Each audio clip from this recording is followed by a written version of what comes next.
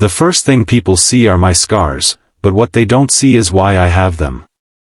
Those were the words Martha repeated to herself every morning before tying her apron and heading out the door. They were her shield, her silent armor, before stepping into the little diner she had worked at for almost 20 years. It was a Tuesday morning, quiet as usual, with the hum of the coffee machine and the soft clink of plates being arranged for the breakfast rush. Martha, in her 60s now, moved a little slower than she used to, but no one could deny her dedication. Her face carried deep lines, not just from age, but from pain. Her arms, though mostly covered, bore faded burned scars. She never spoke of them unless someone asked, and most never did. But every so often, someone would look too long, or say too much. That morning, a group of college kids walked in, loud, full of energy, laughing about finals and relationships. They slid into a booth, making a show of their arrival. Martha greeted them with her usual warm smile. "Morning, boys. What can I get you?" One of them, tall, tanned, with a cocky grin, looked up at her and froze, staring at her neck where a scar peeked out from beneath her collar. His expression twisted into something between disgust and amusement. "Whoa," he muttered, loud enough for his friends and Martha to hear. "Did Halloween come early, or did you just forget your mask?" The table burst into laughter. For a moment, the diner went silent. Martha's smile didn't break, but her eyes, those kind, tired eyes, flinched. She simply nodded, jotted down their order, and turned away without a word.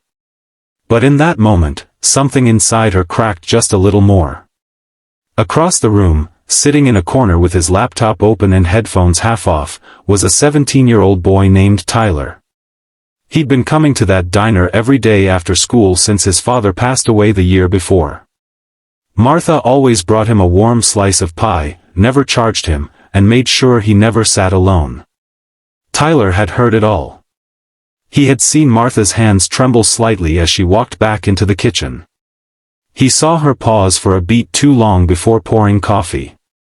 And he knew that look on her face. He wore it himself after his father's funeral, when people pretended not to see him breaking inside.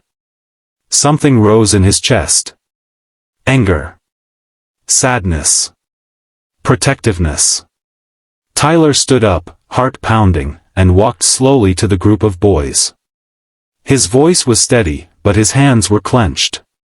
He looked at the boy who made the joke, and then at Martha, who had just returned with their drinks. "Say sorry to her," Tyler said. "Right now." The boy scoffed. "Relax, kid. It was a joke." But Tyler didn't budge. He turned to the entire diner now.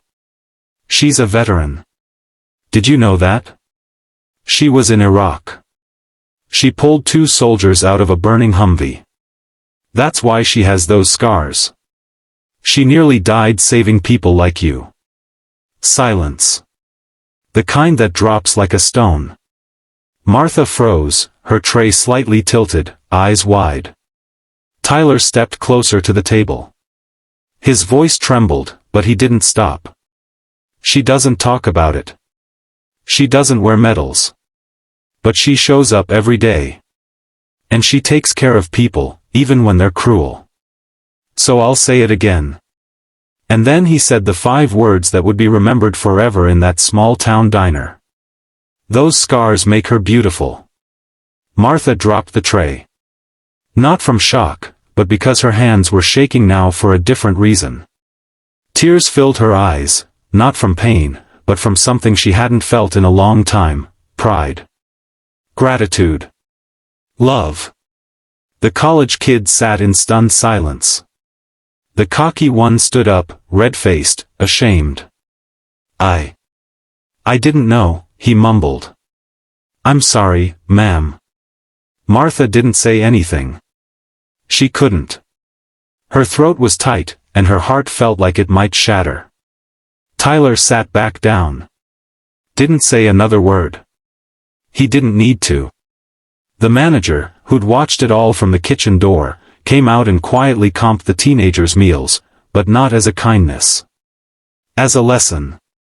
As word spread, regular customers began to leave handwritten notes for Martha. Strangers started tipping extra. Veterans from nearby towns visited just to shake her hand. Someone pinned Tyler's quote on the diner's community board, written in big bold letters, "Those scars make her beautiful." But for Martha, what mattered most wasn't the attention. It wasn't even the apology. It was Tyler. That same evening, she brought him his usual slice of pie. But this time, she sat beside him. She told him, for the first time, what happened in that desert, how the fire, the pain, and the silence afterward changed her. She told him about her friends who didn't make it, and how every scar was a story, a memory of someone she loved. And Tyler? He listened, really listened. The kind of listening that heals the soul. And that's how a scarred veteran and a grieving teenager saved each other. One, by standing tall in the face of cruelty. The other, by believing that kindness is louder than hate. And to anyone watching this, remember. Don't judge someone by what you see. You might miss the most beautiful story they carry.